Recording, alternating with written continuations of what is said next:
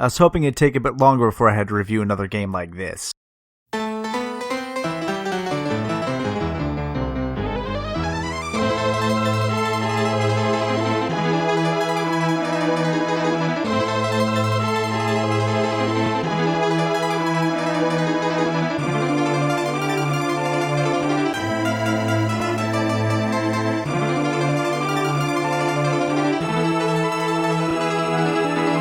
So, Breath of Fire. It's a game most famous for being a collaboration between Capcom and Squaresoft, the former being in charge of the development, the latter being in charge of the game's localization. It's also famous for letting you play a character who turns into a dragon and,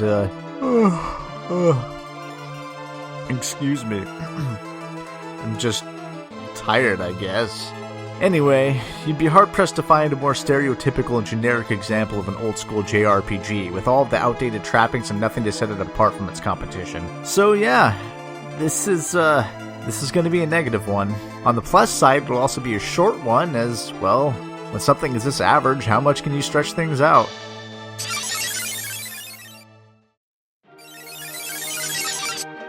I guess we should start with the positive. Breath of Fire's graphics are decent, though it accomplishes this mostly by relying on simplicity. Backgrounds are varied and colorful, but not at all detailed. The character sprites are equally serviceable, but at least have a bit of creativity in their design. I mean, it's on screen. What you see is what you get. Sometimes simplicity is all you need to get your point across, and there admittedly is something charming about the presentation, but it certainly isn't mind-blowing. The one thing that does stand out in this title, however, are the battle scenes. Capcom did an amazing job at not only drawing, but also animating every enemy and playable character, and this was a rarity at the time, especially given that the same level of detail was used for both sides. The animation in particular had me captivated as it added a layer of visual depth that most RPGs wouldn't begin to have until the PlayStation era. The beautiful battle animations do come at a cost, however, as even the most basic of battles will take far longer than it should because of the length of the standard attack animations. I can admit that this is a nitpick on my part, but when the rest of the game already moves at a gruelingly slow pace, it all just compounded into a tedious experience. When it comes to the music, I wish I could tell you more about it. You will spend so much of the game listening to the same 5 notes of every song play over and over again that I can't see how anyone could possibly form an opinion on it. That's right, this is one of those games that didn't properly program its soundtrack to save your place between screen or battle transitions. I know this happened fairly commonly back then, and in some games I can get over it, but here, I was so sick of the main overworld dungeon and battle themes, or more precisely the beginnings of said themes, that I grew to detest the game's music.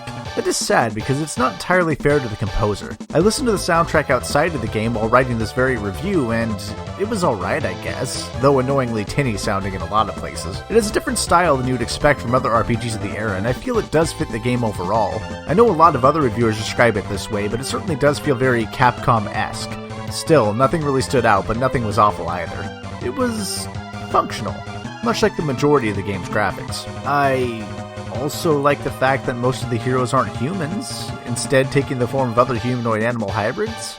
Okay, I guess I'm really grasping at straws now, so let's move on.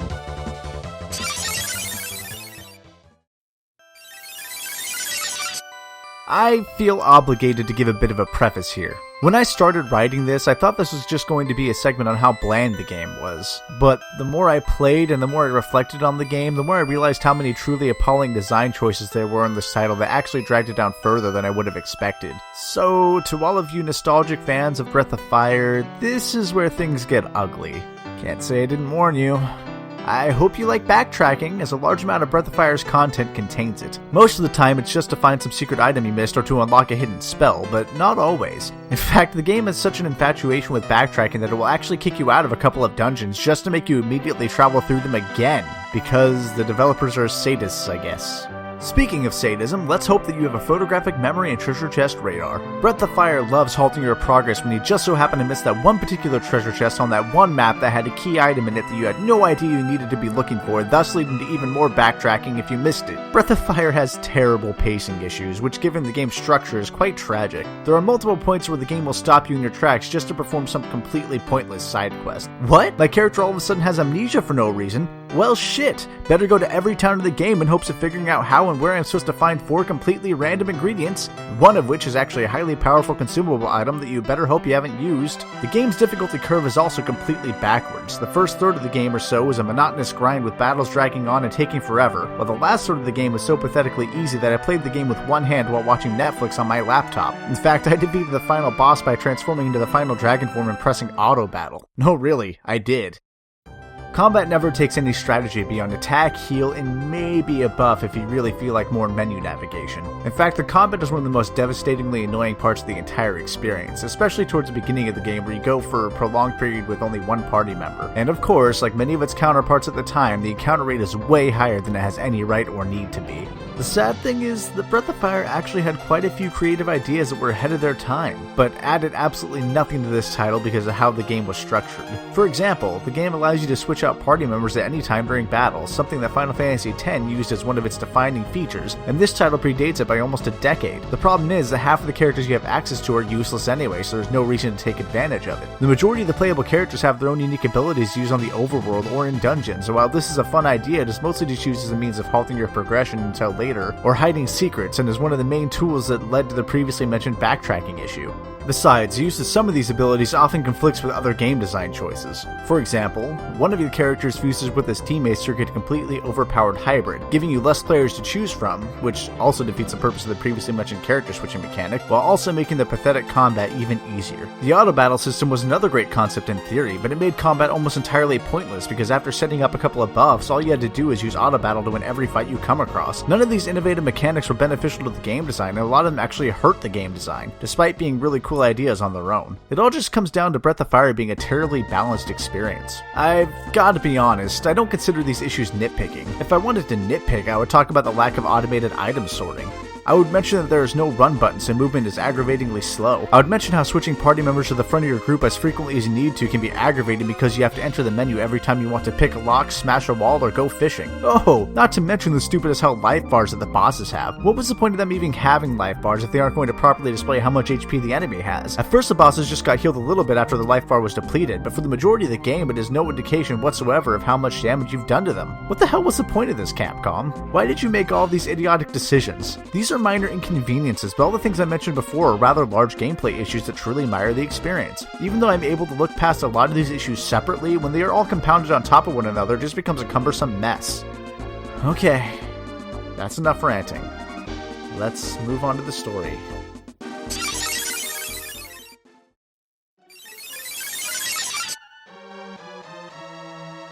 And now for a highly professional reenactment of the story of Breath of Fire.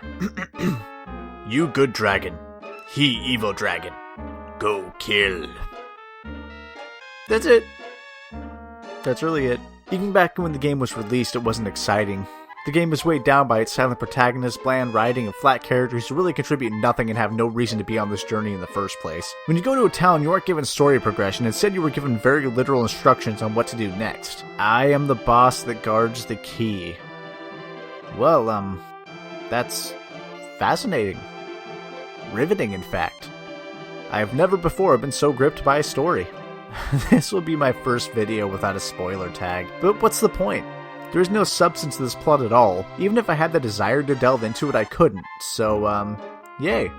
Less editing for me, I guess. Just a small heads up to anyone who somehow does get invested in this story. You can't view the real ending or even fight the real final boss unless you find the hidden and completely optional final dragon form. As was commonplace for the era, games that were localized by Squaresoft were translated by one man, and it really shows here. Not so much with the script itself, as I doubt he had much to work with anyway, but in terms of item and ability names. Look at this mess. How am I supposed to know what any of these items are or what they do? Seriously, a lot of the items in-game only have a very vague item description when you look at them, and it made the whole ordeal even more frustrating and unenjoyable. I can admit that I might be acting a bit too hostile towards this game when it comes to its storytelling, but let's have an honest discussion here about JRPGs as a whole. For the most part, JRPGs haven't evolved much from when they were first invented. Things have become refined, and there have been games with very creative ideas and twists on the usual RPG system, but the vast majority of the games stick to the same basic mechanics with varying degrees of quality, usually being decided by the small details as opposed to a large chunk of its gameplay. I am fine with this, as are most old school RPG fans, because when an RPG's gameplay is generic, it has its story to fall back on. Breath of Fire's gameplay is generic as it can get, and in fact takes a few missteps that would argue actually make it below average, drifting dangerously close to actually being awful. With that in mind, the lack of an interesting story, or arguably any story at all, leaves this game floundering in a pool of mediocrity that I am hard-pressed to find anything redeeming about.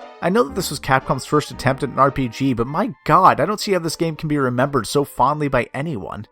Nostalgia's a bitch.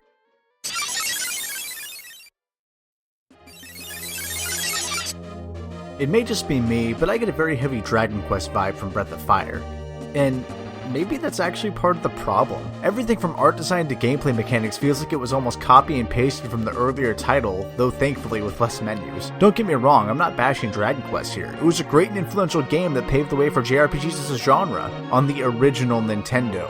And I think that is the fundamental problem here. Breath of Fire feels behind the times even if you compare it to games from the same time period, so it definitely doesn't hold up today. I struggled to find something, anything that I could praise about this title, and aside from the graphical style, there just isn't much to talk about. I feel a bit guilty for tearing this game apart like this, but it's so mediocre at its best moments and terribly designed at its worst moments that I can't possibly recommend it to anyone. Even RPG newcomers would be better off picking up something like Super Mario RPG or any number of Final Fantasy games. That being said, Breath of Fire had at least a few decent, though poorly utilized, ideas that the rest of the series could potentially build upon. Will things get better from here or just take a turn for the worse? I guess we'll find out next time on Stiles Series Synopsis of Breath of Fire. Thanks for watching.